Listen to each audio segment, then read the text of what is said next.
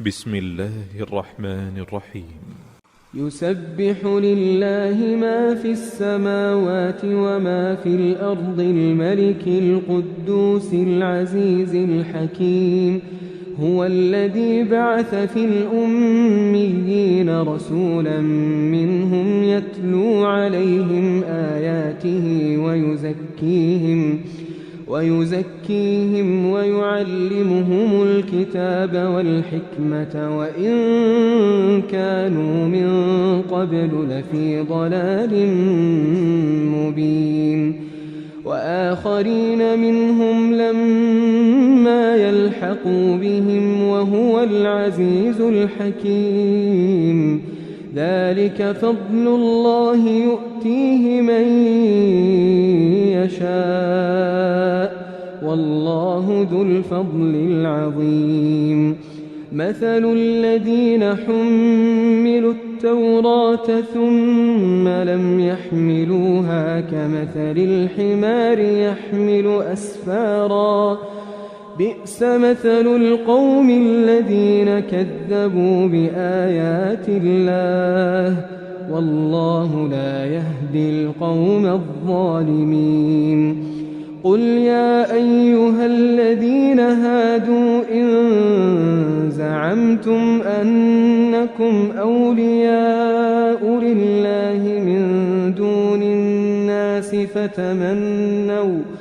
فتمنوا الموت إن كنتم صادقين ولا يتمنونه أبدا بما قدمت أيديهم والله عليم بالظالمين. قل إن الموت الذي تفرون منه فإنه ملاقيكم ثم تردون إلى عالم الغيب والشهادة فينبئكم بما كنتم تعملون.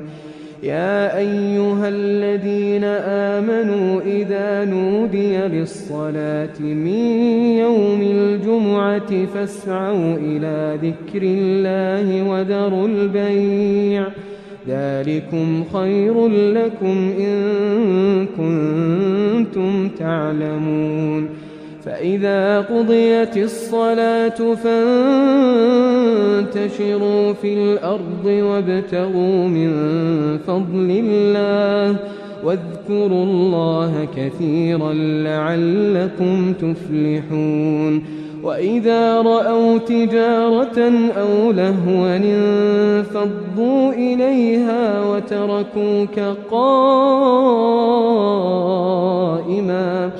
قل ما عند الله خير من اللهو ومن التجارة والله خير الرازقين.